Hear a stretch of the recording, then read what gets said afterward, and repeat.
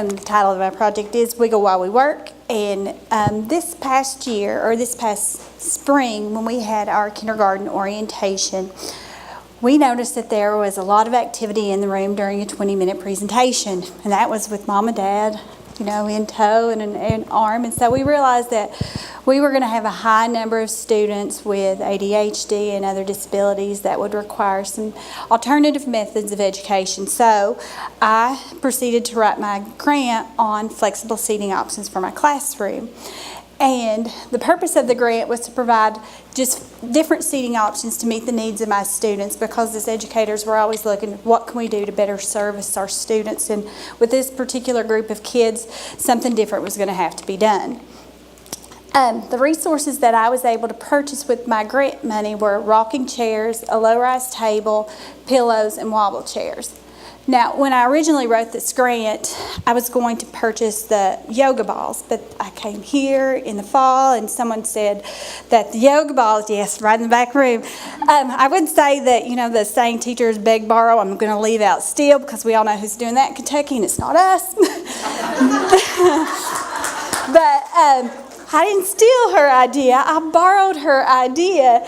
But the rocking chairs, which I'm so glad that I did, because she said scissors. And I thought, golly, why didn't I think of that? They're 5. They love to cut everything. Not really paper, but she was talking about how they would poke those scissors in those balls, and then there goes all your money, and you're not going to get any more money, because we all know where that is too. But we were able to purchase 4 rocking chairs, and I had my classroom set up in kind of a U, so I could have 2 rocking chairs at each table, and so they would have the option in the morning you could sit in the rocking chair, and then in the afternoon they swapped and they would sit in the regular chair. So that was one of the flexible seating options we were able to do. So not only did they get to rock, but then they got a kind of a change of scenery when they got to switch on the other side. Now, when I went around and we asked the kids and we surveyed them to see what their favorite seating option was, just the other day I asked this, 8 out of my 21 students said that the rocking chairs were their favorite seating option in the classroom. But 4 of them said it was their least favorite. And they would say, well, it hurts my back, and just odd little things like that. But they were like, but the 8 said that they really liked it because it let them move around. And I have one student who is fully diagnosed autistic, but it allowed him to participate in the classroom, and no one actually noticed the tic that he has of rocking back and forth. Things, though, that I have found with the rocking chair, it leaves scuffs on the floor. And even when you go behind, and the janitors do a fantastic job of cleaning our classrooms, but even with Clorox wipes, you're scrubbing to get those scuffs off the floor. Okay, thanks. I'm not going to steal from you, but I'm going to take your ideas. Now, after those, we purchased low-rise tables, and of course from Lakeshore, and Lakeshore is great. They're just really expensive. But then I thought, well, duh, why didn't I just take the tables I have and lower them? So the front part of my little U, I put those lowered and stuck the fancy low-rise table that I bought over in our activity areas when we rotate during our centers, and I put my Osmo there because I got 2 grants actually this year. So the fancy low-rise tables over there where everybody can use it, and then those are just my regular tables. But the kids didn't like it. They did not like the pillows. They're too little, which is fun or odd, but they would say that even when they would have to sit up on their knees all day, and they're like, my legs hurt.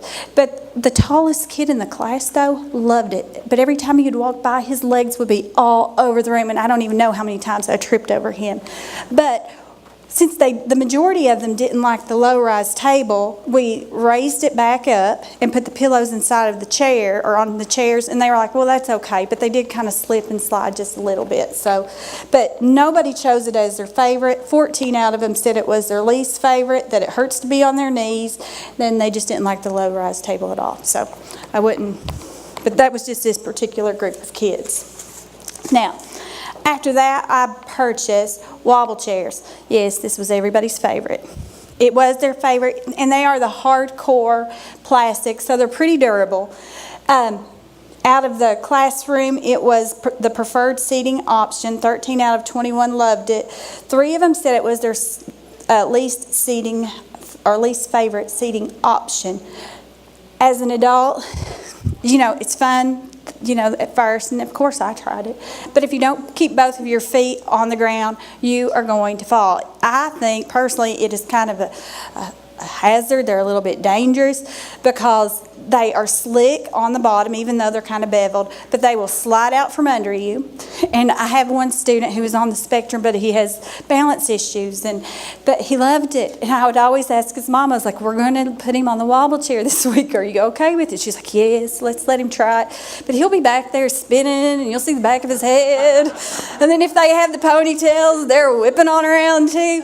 They love doing it, and it was so hard to get used to because I would have my mama, if it was you in your class and your mom saw you do that, she'd come back and smack you on the back of your head. But you would see them whipping on around, and they would love it. And then I would have one who was doing it. He was whipping around, and bam, busted his chin right on the table. Tears. But then he would be like sucking up his tears like, no, please don't move me. I really like sitting here. And I was like, then don't do that again, and I hope your mouth's not bloody. But they loved sitting there. So we would grin and bear it. And as long as I could see their eyes occasionally, and I knew something was getting in there and their work was getting finished, I was okay with it. Now, I looked at the success rate different ways.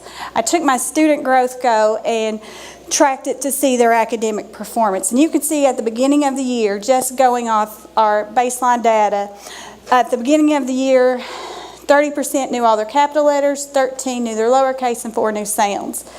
By the mid-year, 43 knew all capital, 35 knew all lowercase, and 26 knew all sounds. This data is based on the end of February. 97 know all capital letters, 95% know all lowercase, and 94% know all sounds. So academically, we're showing growth. Now, what's funny is the behavior. My behavior log, though, did not support the use of flexible seating. And I know if you had to sit through my presentation, I'm not that great of a speaker, but in the fall, no, I was not the person who wanted to do flexible seating. It is not the grant I wanted to win. I really wanted to win another one, but this is what I got. So my behavior, you can see from August to December. Everybody was better in December because Santa was coming. And then in February, they let it all hang out. So the behavior did not improve, but I can handle the behavior because my academic performance went up so much. So I think overall flexible seating is really tailored to the group, and there's positives and negatives with everything, I guess. Does anybody have any questions? No? Thank you very much.